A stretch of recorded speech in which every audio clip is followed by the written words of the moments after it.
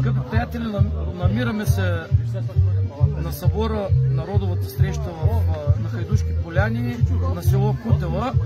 При мен е най-възрастната дама от състава, прекрасния, с много хубави усмивки, усмихнете се, отзад зад мене, на която искам да задам само два въпроса и искам тя да отговори както намери за добре. Пред нас е кой? Представи се. Совка Кисимова.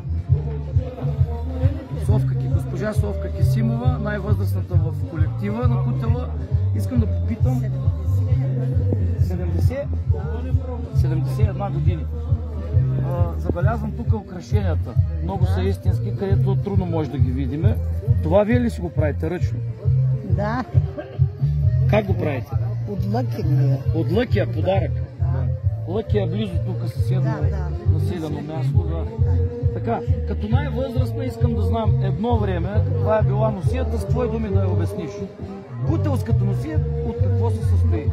Ето снимки. Фустани, мендили. Фустани, мендили. Това е. Под кърпата какво е имало? Нищо нямаше.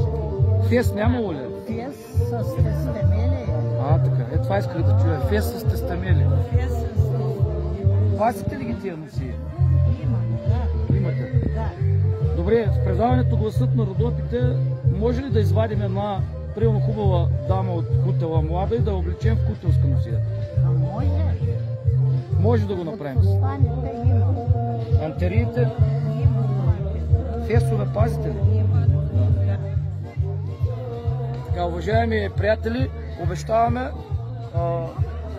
живот, здраве и късмет Кутела да бъде показван в един вид, в който е позабравен, така че да възродим някакви неща. Втори въпрос. Искаш ли нещо? Ако искаш, кажи, няма проблем. Те не са две нашите носии. Да. И фустаните. Два вида са. Да. Едните какви са? Сигурно празнични, байремски. А какви са? Момински. По-възрастни. Да. После фустани и кърпи. Да. Младите какво са носили? Младите това. Сега вече млади са с панталони. Те да са с панталони. Ние не говорим за сега. Говорим какво помниш ти от едно време. Примерно момите как са ходили едно време. И когато... Фустани. Да. Как викате на това? Мендил ли викате? Мендил. С мендил, фустан и кърпа. И кърпа. Да. Кърпата как се слагаше? Забулено. Това искам да чуя. Благодарим на госпожата, благодарим на тези красиви дами.